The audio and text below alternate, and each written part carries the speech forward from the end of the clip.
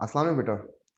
ये ग्रुप 7 जो हमने स्टार्ट किया था, इसका लास्ट टॉपिक चल रहा है टेस्ट ऑफ हेलाइड्स। हमारे पास जो 3 हेलाइड्स हैं, इनको टेस्ट करने के लिए अ, हमें 2 मेथड यूज़ करने हैं। 2 केमिकल्स हमें इसके पास इसको टेस्ट करने के लिए, एक कॉन्सन्ट्रेटेड सल्फ्यूरिक एसिड और दूसरा सिल्वर नाइट्रेट का सोल्यूशन है। तो पहले हम इसके लिए अलग से बात कर लेते हैं, उसके बाद फिर हम आपको लेके आते हैं कि किस बेस के ऊपर हमने इसके टेस्ट जो है डिसाइड किए। तो पहला जो है हमारे पास test of halide, test of halides. इसका बैकग्राउंड क्या है इस टेस्ट का? वो ये है कि ऑल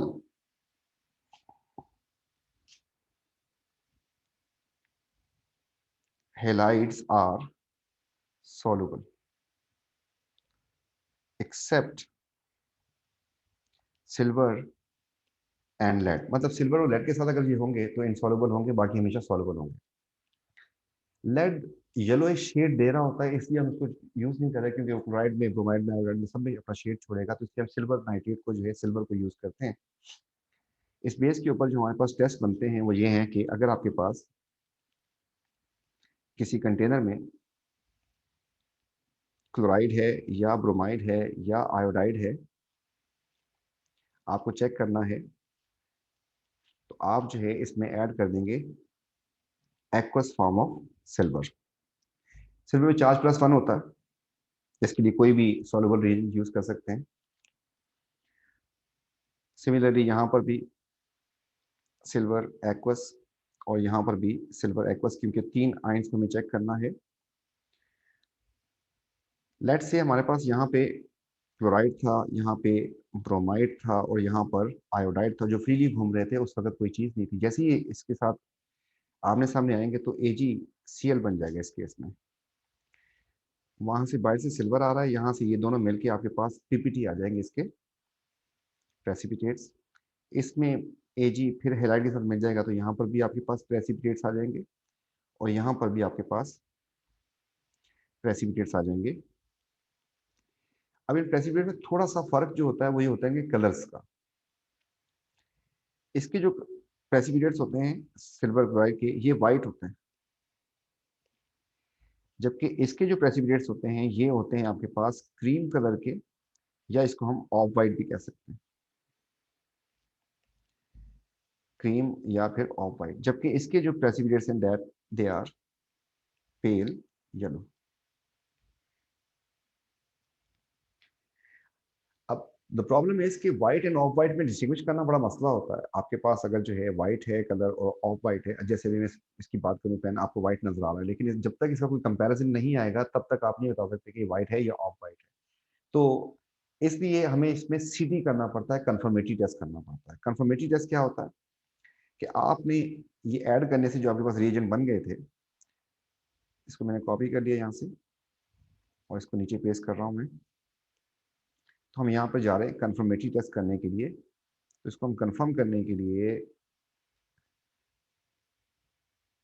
कंफर्मेटरी टेस्ट, इसके लिए जो PPT बन चुके थे उसमें हम ऐड कर देंगे एक्वस अमोनिया।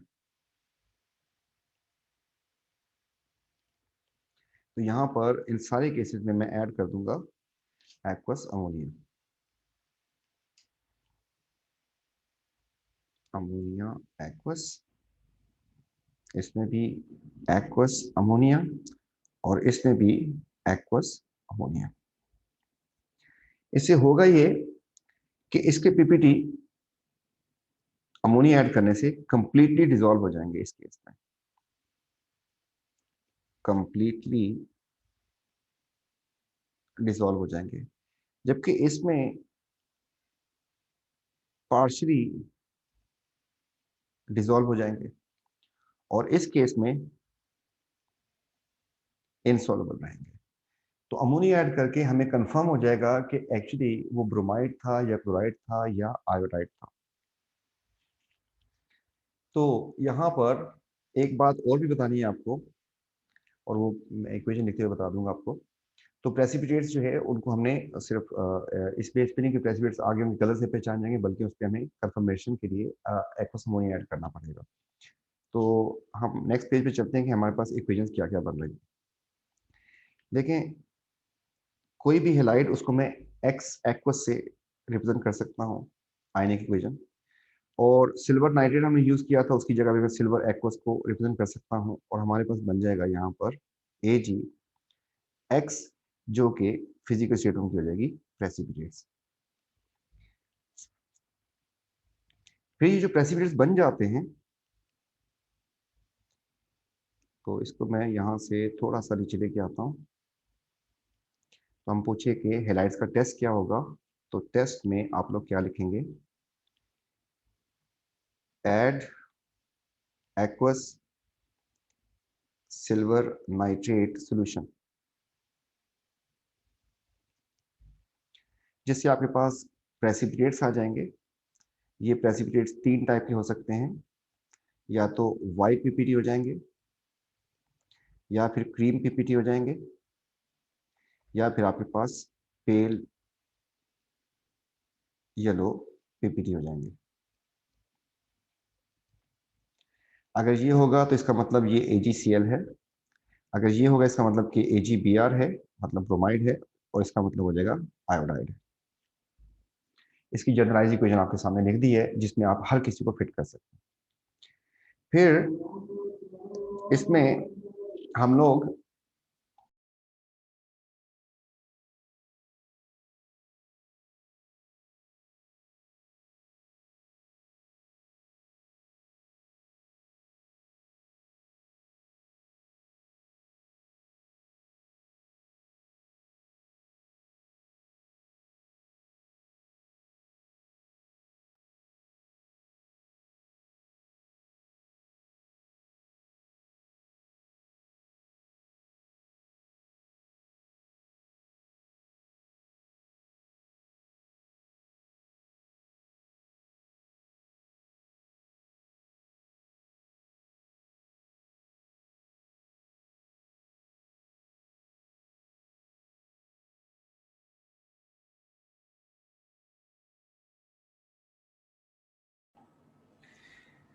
तो इन प्रेसिपिटेट्स में हम ऐड कर देंगे एक्वस अमोनिया,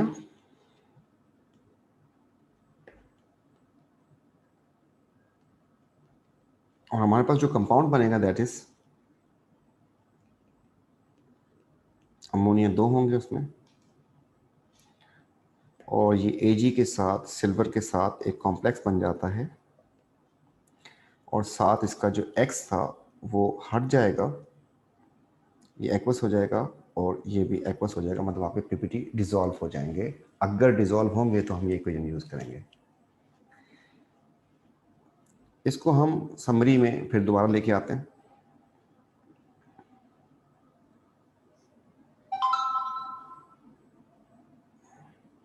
तो हमारे पास हो सकता है क्लोराइड, ब्रोमाइड एंड आयोडाइड, जिसका फर्स्ट रिएजेंट है that is aqueous sodium hydroxide, और दूसरा जो रिएजेंट होगा वो उसी में ऐड करना है हमने। तो हमने फर्स्ट रिएजेंट जो ऐड किया इसमें, that is aqueous silver nitrate, and we can have chloride, bromide, या iodide. So if we have a chloride, if we have a bromide, and if we have iodide, तो इस case में आपके पास पहले case में आ जाएंगे आपके पास वाइट पीपीटी, दूसरे में आपके पास आ जाएंगे क्रीम पीपीटी, और तीसरे में आपके पास आ जाएंगे pale yellow precipitates. Equations quite simple, ionic equation लिखनी है आपको। Silver ion and chloride ion gives you AgCl. Silver ion and bromide ion gives you AgBr. And silver ion plus iodide ion gives you AgI. इसके बाद अगर आप इसमें add कर देते हैं ना डाइल्यूट अमोनिया, ये जो मैंने डॉटेड लाइन लगाई इसका मतलब होता है कि आपके पास ये P3 में भी आता है। तो अगर डाइल्यूट अमोनिया ऐड कर देते हैं तो ये डिसॉल्व हो जाएंगे, और ये अनडिसॉल्व रहेंगे, जबकि ये पार्शियली डिसॉल्व हो जाएंगे। अगर डिसॉल्व हो जाएंगे तो हमें इक्वेशन चाहिए होगी, एंड दैट इज कि AgCl 2 अमोनिया से रिएक्शन करेगा और इससे बन जाएगा हमारे पास सिल्वर और अमोनिया का एक कॉम्प्लेक्स, जो कि हमेशा सॉल्युबल होते हैं कॉम्प्लेक्सेस, एंड Cl आज़ाद हो जाएगा। ये भी एक्वस, ये भी एक्वस, सॉल्युबल हो गया। पार्शियली के लिए अगर हम लिखें तो AgBr था जो कि आपके पास सॉलिड था, इसमें आपने 2 अमोनिया ऐड कर दिए। अब ये पार्शियली डिसॉल्व हो रहा है, बनेगा तो वही जो बनना था कि ये कॉम्प्लेक्स बन जाएगा एंड साथ इसके ब्रोमाइड जो है वो रिलीज हो जाएगा। ये भी एक्वस लिख दिया, ये भी एक्वस लिख दिया। अब पार्शियली हो रहा है तो हमें रिवर्सिबल का साइन लिखना पड़ेगा। ये बात इंपॉर्टेंट ज़रा नोट कर लें कि यहाँ पर रिवर्सिबल, यहाँ पर यूनि डायरेक्टेड एरो है, एंड इसमें हमारे पास कोई रिएक्शन, कोई लिखने की इक्वेशन लिखने की जरूरत नहीं है। एक बात आपको और इलेबोरेट कर दूं, अगर तो डाइल्यूट अमोनिया यूज़ किया तो ये हो जाएगा आपके पास, लेकिन अगर आपने कॉन्सेंट्रेटेड यूज़ कर लिया, कॉन्सेंट्रेटेड अमोनिया, तो ये भी डिसॉल्व हो जाएगा। तो पहले भी हो रहा था, अब ये भी डिसॉल्व हो जाएगा और ये अनडिसॉल्व रहेगा।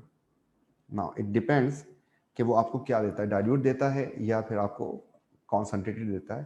तो इस केस में दोनों ब्रोमाइड के भी डिसॉल्व हो जाते हैं और कॉन्सेंट्रेटेड अमोनिया से आपके पास बस थोड़ा सा फ़र्क क्या आया है कि ये कॉन्सेंट्रेटेड है जबकि ये डाइल्यूट है। तो ये चीज़ें बिल्कुल सेम है दोनों केसेस में। देखें, सिर्फ ब्रोमाइड का मामला हुआ कि ब्रोमाइड जो है वो अगर कॉन्सेंट्रेटेड यूज़ करेंगे तो डिसॉल्व हो जाएगा, अगर डाइल्यूट यूज़ करेंगे तो ऐसा हो जाएगा। तो ये हमारे पास इसके टेस्ट थे, हेलाइड्स के test on the basis of this. इसमें एक चीज़ और आ रही है एंड दैट इज़ क्या कहते हैं इसको, कॉम्प्लेक्स का वर्ड आया, तो कॉम्प्लेक्स को थोड़ा सा एक्सप्लेन कर देते हैं, इलैबोरेट कर देते हैं कॉम्प्लेक्स क्या चीज़ होती है। तो पहले हम इसको वाइंड अप कर दें। You can see now the notes. इसके वाइट पीपीटी होते हैं, इसके क्रीम पीपीटी होते हैं, इसके पेल येलो पीपीटी होती है। अब ये आपके सामने तीनों हैं तो आप बड़े आराम से पहचान सकते हैं कि ये वाइट है, ये क्रीम है और ये पेल येलो है। लेकिन अगर आपके सामने ऐसे रखा जाता ना, ऐसे, तो आप इसको नहीं पहचान सकते थे। मैं कोशिश करता हूँ कि ये थोड़ा सा जूम और कर दें, नहीं हो रहा। तो इसको देख के नहीं बता सकते आपको वाइट है या क्रीम है, ठीक है। तो जब जैसे ही आप इसके सामने लेके आते हैं फिर आपको कंफर्म होता है कि हाँ यार ये क्रीम है और वो वाइट है, वरना एक कलर को देख के you can not. Similarly in this case you can't say कि इट्स अ पेल क्रीम या फिर पेल येलो। तो इसलिए जब आपके सामने होंगे तो फिर आपको कंफर्म, तो आपके पास सारे तो दे नहीं सकता, तो आपको कंफर्म करने के लिए अमोनिया इसमें ऐड करना पड़ता है। जब अमोनिया ऐड करते हैं, ये इक्वेशन अभी आपके सामने आ रही है, ठीक है। इस तरीके से जब पीपीटी डिसॉल्व होती तो हमारे पास ये वाला मामला हो जाएगा, ये कॉम्प्लेक्स बन जाएगा। इसमें हमारे पास ये देखें ज़रा कि फ्लोराइड को तो हम काट दें, सिलेबस में नहीं हमारे पास, उड़ा दें। तो इसमें वाइट पीपीटी है, डाइल्यूट अमोनिया में डिसॉल्व हो जाएंगे कम्प्लीटली। ब्रोमाइड की बात करते हैं तो क्रीम पीपीटी है। अब यहाँ पर डाइल्यूट अमोनिया में जब आपने ऐड किया तो आपके पास क्रीम पीपीटी रहे, सारे डिसॉल्व नहीं हुए, कुछ रह गए। लेकिन अगर आपने कॉन्सेंट्रेट यूज़ किया तो ये सारे के सारे डिसॉल्व हो जाएंगे। एंड आयोडाइड के येलो पीपीटी कुछ नहीं होता है, इनको ये डिसॉल्व नहीं होते। ये जनरलाइज इक्वेशन हो गई। अब जो है यहाँ पर आ गया हमारे पास एक नई चीज़, कॉम्प्लेक्स। कॉम्प्लेक्स क्या बला होती है? A metal ion surrounded by ligands through dative covalent bond. Metal ion होता है, उसको सराउंड किया होता है लिगेंड्स ने थ्रू डेटिव कोवेलेंट बॉन्ड। अभी हमें कॉम्प्लेक्स नहीं पता, तो यहाँ पर एक नई मुसीबत आ गई, दैट इज लिगेंड क्या चीज़ होती है। तो अब दोनों बातें बताते हैं आपको। देखें, हम ये कह रहे हैं कि एक मेटल आयन है, इसको सराउंड किया हुआ है किसने? लिगेंड्स ने। लेकिन ऐसा कोई भी पार्टिकल जिसके पास लोन पेयर हो, तो ये इसके साथ डेटिव बॉन्ड बना देगा ऐसे करके, और इस तरीके से दूसरा अमोनिया जो है वो इसके साथ यहाँ से डेटिव बॉन्ड बना देगा, और इस चीज़ को हम कहते हैं कॉम्प्लेक्स। कॉम्प्लेक्सेस बहुत सारी टाइप के होते हैं, हमारे पास A2 में पूरा डिटेल में आएगा।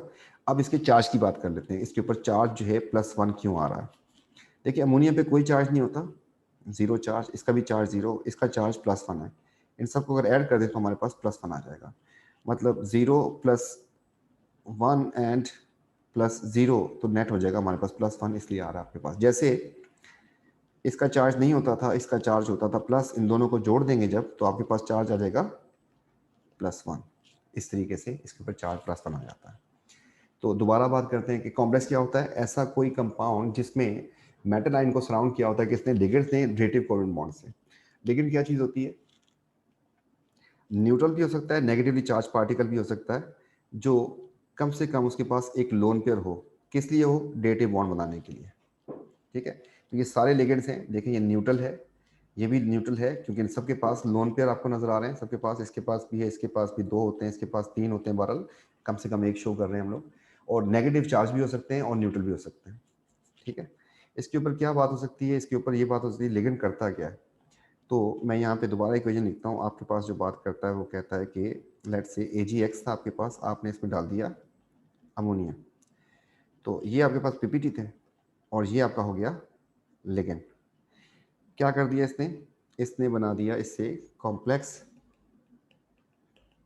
और X को रिलीज कर दिया। ये जब भी आपके पास स्क्वायर ब्रैकेट में फार्मूला आएगा, पहली दफ़ा आपके सामने आ रहा है, इसका मतलब होता है कॉम्प्लेक्स। कॉम्प्लेक्स हमेशा सॉल्व होते हैं, हमेशा, ऑलवेज सॉल्व।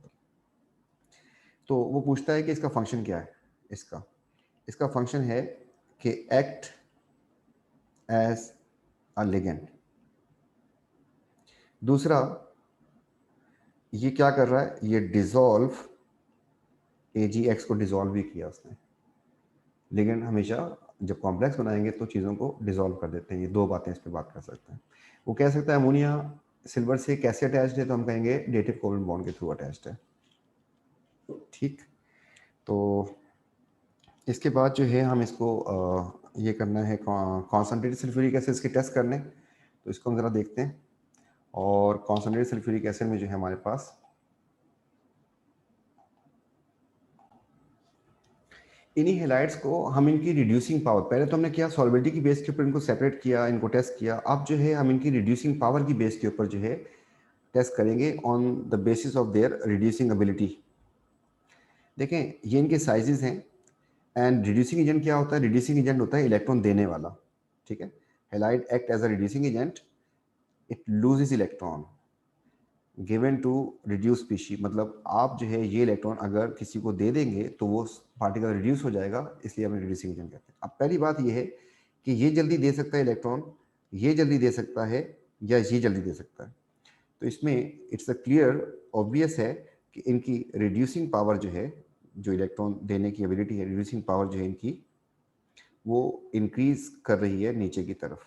जितना बड़ा साइज होगा, न्यूक्लियर पुल उस पर कम होगा, तो इलेक्ट्रॉन लूज करना जो है उसके लिए आसान हो जाएगा। यहाँ पे फोर्स वीक है, यहाँ पे फोर्स काफ़ी स्ट्रांग है, और यहाँ पे तो बहुत ज़्यादा स्ट्रांग है। ठीक है, तो लूज करना आयोडाइड के लिए आसान हो जाएगा। तो लार्जर द एनाइन, तो उसकी वजह से easier the loss of electron. इस बेस के ऊपर हम इसको यूज़ कर रहे हैं। अच्छा, सल्फ्यूरिक एसिड जो है उसको हम ऑक्सीडाइजिंग एजेंट के तौर पे बिहेव करवाते हैं। ऑक्सीडाइजिंग एजेंट, देखिए ऑक्सीडाइजिंग एजेंट क्या करता है, लोगों को ऑक्सीडाइज करता है। अब आपको हल्का सा बोल के जा रहा हूँ, मुझे ऑर्गेनिक में जाके कहीं पे बता दूंगा आपको कि ऐसा कोई भी सब्सटेंस जिसके पास ऑक्सीजन बहुत ज़्यादा होते हैं, बल्कि डॉक्टर ने बताया भी था आपको, तो वो ऑक्सीडाइजिंग एजेंट है, लोगों को ऑक्सीजन दे देता है। और जैसा सब्सटेंस जो लोगों को हाइड्रोजन प्रोवाइड करे उसे हम रिड्यूसिंग एजेंट कहते हैं। जैसे CH4 हो गया, जैसे NH3 हो गया, इनके पास हाइड्रोजन है, तो ये जो है रिड्यूसिंग एजेंट्स हो जाएंगे। जिनके पास ऑक्सीजन हो, जैसे HNO3 हो गया, या H3PO4 हो गया, या KMNO4 हो गया, या K2Cr2O7 हो गया, ये सारे के सारे ऑक्सीडाइजिंग एजेंट हैं, क्योंकि ये लोगों को ऑक्सीजन प्रोवाइड कर सकते हैं। तो हमने हेलाइड, रिड्यूसिंग एजेंट, ये ऑक्सीडाइजिंग एजेंट, इनके साथ रिएक्शन करवाना है, and these reactions are also very important. तो ज़रा देखते हैं कि किस तरीके से रिएक्शंस होते हैं। तो पहले देखें कि अगर आपके पास NaCl हो, पहली बात तो ये कि सारे के सारे आपको लेने पड़ेंगे सॉलिड फॉर्म में, जो भी सॉल्ट है आपका। इन सारे सॉल्ट से आपके पास क्लोराइड, ब्रोमाइड, आयोडाइड आ जाएगा। अगर आप कॉन्सनट्रेटेड सल्फ्यूरिक एसिड में ऐड कर रहे हैं तो इसमें मिस्टी फ्यूम्स आ रहे हैं। अच्छा, ब्रोमाइड ऐड करें तब भी मिस्टी फ्यूम्स आ रहे हैं, अगर इसको करें तो मिस्टी फ्यूम्स आ रहे हैं। इसका मतलब हर केस में आपके पास HCl, HBr, HI तो बनेगा ही बनेगा, इसलिए मिस्टी फ्यूम्स आ रहे हैं। तो ये बहुत सिंपल सा टेस्ट है, इसमें बहुत सारी ऑब्जर्वेशन आती है। तो अब जो है आपको पहले रिएक्शन दिखा दें, उसके बाद फिर हम वापस यहाँ पे आते हैं। तो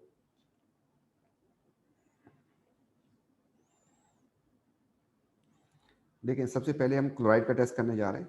तो क्लोराइड के टेस्ट के लिए हम उठा लिया सोडियम क्लोराइड जो कि सॉलिड है, और इसमें हम ऐड कर देंगे कॉन्सनट्रेटेड H2SO4 कॉन्सनट्रेटेड।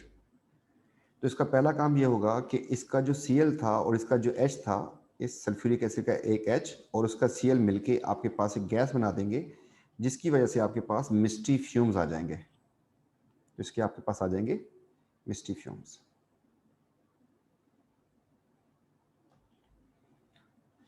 दूसरा क्या बच गया उधर से, आपके पास एक चीज़ बच गई है, Na बच गया वहाँ से, और यहाँ से जब H हटा उसकी जगह पे ये आ जाएगा NaHSO4 बन जाएगा, जो कि एक्वस फॉर्म में होगा, वहीं पे एग्जिस्ट करेगा, कोई अपीयरेंस नहीं होगी इसकी। एक चीज़ और देखें, यहाँ पर सल्फ्यूरिक एसिड ने क्या काम किया। सल्फ्यूरिक एसिड जो था पहले भी SO4 था और अब भी SO4 है। सिमिलरली अगर आप इनके चार्जेस की बात करें तो यहाँ पर भी चार्ज -1 है और यहाँ पर भी चार्ज इसका -1 है, तो ये रिडॉक्स रिएक्शन नहीं है। ये रिडॉक्स रिएक्शन नहीं है, इसमें सल्फ्यूरिक एसिड का जो फंक्शन बना that is only act as an acid. इसको कुछ नहीं हुआ, ना इसने किसी को ऑक्सीडाइज किया, ना खुद कुछ हुआ, इसको सल्फेट सल्फेट ही रहा, ना क्लोराइड की क्लोरीन की ऑक्सीडेशन स्टेट चेंज हो रही है। तो यहाँ पर ये एक्ट कर रहा है, act as an acid only, खत्म। अब जो आपके पास HCl बन गया है,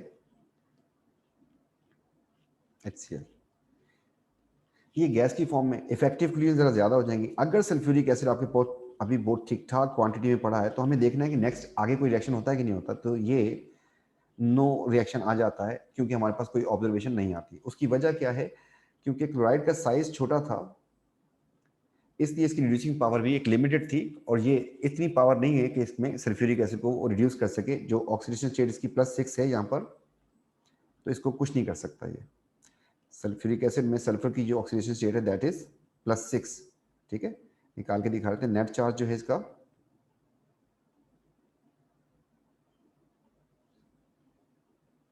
नेट चार्ज 0 -8 हो गया, इसकी वजह से इसको x कर दिया, इसको +2 कर दिया, तो इट इज़ +6।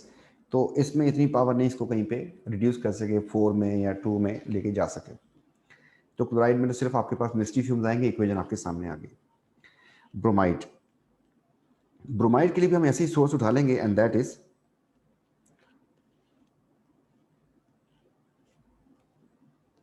ब्रोमाइड। ब्रोमाइड का साइज जो है बड़ा होता है, ब्रोमाइड का साइज बड़ा होगा क्लोराइड से। इसके सोर्स के लिए हमने इस बार उठा लिया NaBr सॉलिड स्टेट में, और साथ इसके फिर मिक्स कर दिया हमने कॉन्सेंट्रेटेड सल्फ्यूरिक एसिड।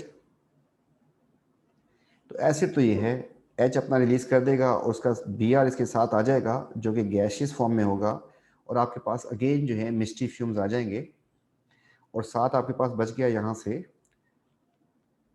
Na, और उधर से बच गया आपके पास HSO4। ठीक है, तो मैं यहाँ पे इसको सर्कल कर दूँ, हमारे पास अगेन वी गॉट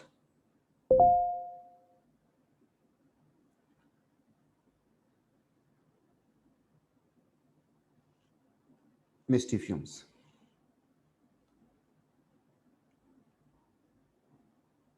ये आ गए यहाँ पर। इसके बाद और आगे प्रोसीड करते हैं हमारे पास। तो ये जो HBr बना है हमारे पास, ये अब इसके साथ क्योंकि गैस थी, इफेक्टिव क्लोरीन ज़रा ज़्यादा हो जाएंगी, तो सल्फ्यूरिक एसिड के साथ क्या कर सकता है कि ये सल्फ्यूरिक एसिड को रिड्यूस कर सकता है, क्योंकि इसकी ऑक्सीडेशन स्टेट ज़रा ज़्यादा होती है। मैं मार्क कर दूं, इसकी ऑक्सीडेशन स्टेट जो है +6 होती है, सॉरी, और ये सल्फर को उठा के ले जाएगा कहाँ पर,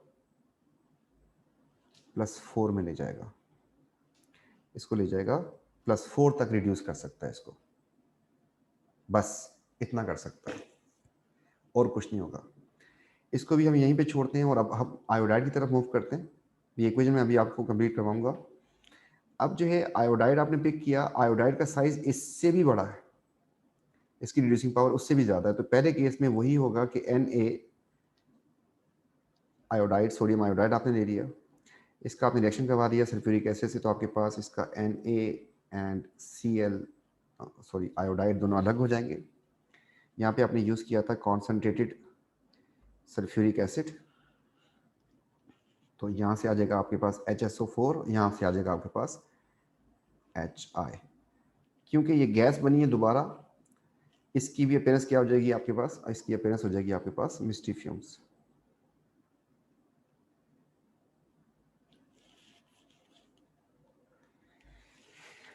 अब ये क्या कर सकता है, इसको हम लेके आते हैं मैदान में, तो आपके पास जो HI बन गया है, क्योंकि इसकी पावर बहुत ज़्यादा है गैशियस फॉर्म में, और वैसे ऑलरेडी रिड्यूसिंग पावर इसकी बहुत ज़्यादा है, तो ये 3 तरीकों से रिएक्शन करता है डिपेंडिंग ऑन इट्स क्वांटिटी।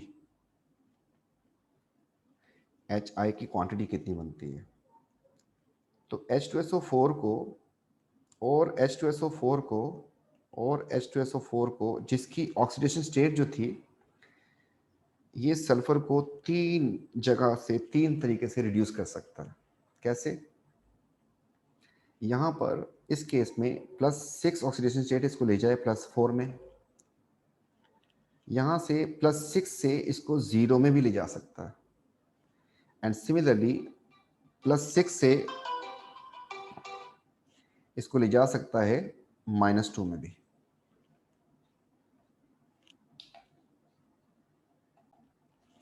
तो ये काम कर सकता है, तो आयोडाइड की पावर ज़्यादा होने की वजह से। अब आपको इक्वेशन तो मैंने कंप्लीट नहीं की, यहाँ पर इक्वेशन को कंप्लीट करने के लिए जो है मैं आपको एक छोटा सा ट्रिक बता देता हूँ। देखिए वैसे तो रटना होता है इन इक्वेशंस को, और मैं आपको इस तरीके से करवा रहा था ताकि आपको याद हो जाए। देखिए अगर ऑक्सीजन सल्फर के ऊपर चार्ज +4 आ रहा है, प्लस आ रहा है, तो उसको आप ऑक्सीजन से बैलेंस करें, और अगर माइनस आ रहा है उसको हाइड्रोजन से बैलेंस करते हैं।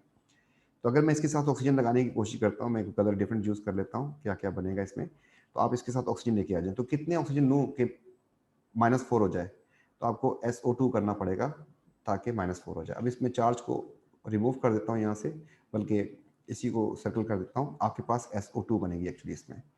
इधर आते हैं नीचे, आपके पास यहाँ पर भी फिर SO2 बनेगी, इसको भी सर्कल कर देता हूँ मैं। यहाँ पर सल्फर पे चार्ज जो है नेक्स्ट वाले में 0 है, मतलब सल्फर रह जाएगा इटसेल्फ, और इसको बैलेंस करने के लिए हम लगा देंगे इसके साथ हाइड्रोजन, तो 2 हाइड्रोजन लगाने पड़ेंगे क्योंकि +2 करना है आपको। इस बेस पे हमने इसको कर दिया सर्कल, तो ये चीज़ें बन जाएंगी हमारे पास। एक चीज़ और भी देख लें अभी रिमूव करने से पहले, इनको चार्जेस को मैं हटा दूंगा अभी थोड़ी देर में। यहाँ से +6 से +4 में कितने इलेक्ट्रॉन का एक्सचेंज हो रहा है, +6 एंड +4, इट नीड्स 2 इलेक्ट्रॉन्स। आप यहाँ पर ये लगा दें, क्यों, इलेक्ट्रॉन देना तो इसी ने ना, ये इलेक्ट्रॉन देगा, तो आपको 2 आयोडाइड चाहिए जो ऐसा कर सकें। सिमिलरली यहाँ पर 6 इलेक्ट्रॉन का एक्सचेंज हो रहा है, मतलब 6 इलेक्ट्रॉन देने पड़ेंगे, इसलिए आप यहाँ पे 6 लगा दें। और नेक्स्ट वाले में आप +6 से -2 में जा रहे हैं, it means you need 8 electron, और 8 इलेक्ट्रॉन तो 8 HI यूज करने पड़ेंगे आपको। इन सब में एक चीज कॉमन बनेगी, और वो दिखा देता हूं। एक तो बनेगा आपके पास हेलोजन, और बाकी जो है पानी बनेगा। तो मैंने यहां पर लिख दिया H2O and H2O and H2O, और इस तरीके से आपके पास यहाँ पर जो हेलोजन था that is iodine, iodine and iodine, ये लिख दिया हमने। ऊपर चलते हैं, ऊपर भी बिल्कुल सेम रिएक्शन रेडॉक्स है इसका, और यहाँ पर बस ब्रोमीन बन जाएगी। तो इस बेस के ऊपर इनकी जो चीज़ें प्रोडक्ट बन रही हैं उनकी ऑब्जर्वेशन ज़रा डिफरेंट डिफरेंट हो जाएंगी। तो देखते हैं कि क्या चीज़ कैसी होती है। तो इसमें आपके पास इसकी चोकिंग स्मेल होती है, चोकिंग स्मेल। सल्फर जो है सॉलिड फॉर्म में होता है, और ये येलो सॉलिड होता है। कॉन्टैक्ट प्रोसेस में आपने सुना होगा, पढ़ा होगा, येलो सॉलिड।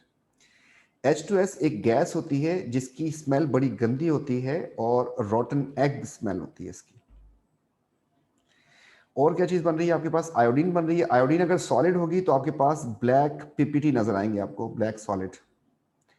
लेकिन उसी वक्त जब रिएक्शन हो रहा है तो उसके वेपर्स भी नजर आते हैं, जो कि होंगे आपके पास पर्पल वेपर्स होंगे आयोडीन के, आपको पता है।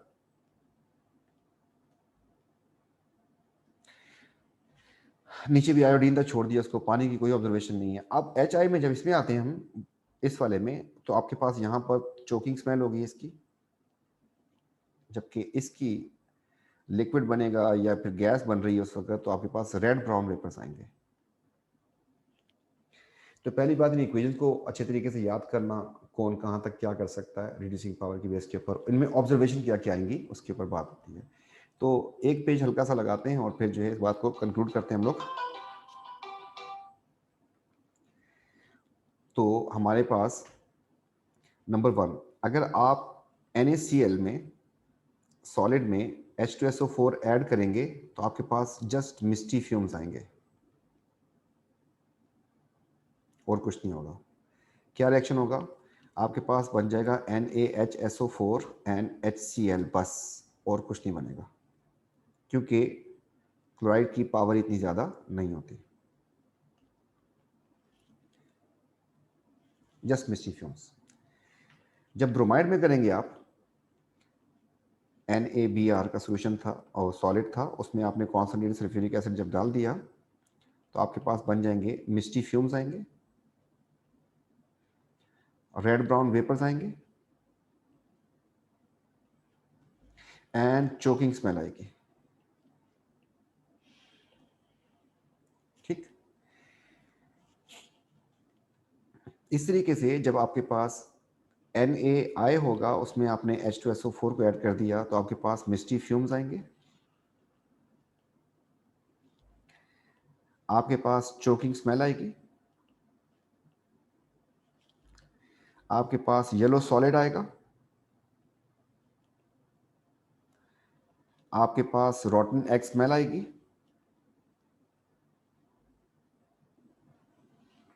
रॉटन एग स्मेल, और आपके पास आएगा यहां पर purple vapours and black solid भी आएगा आपके पास।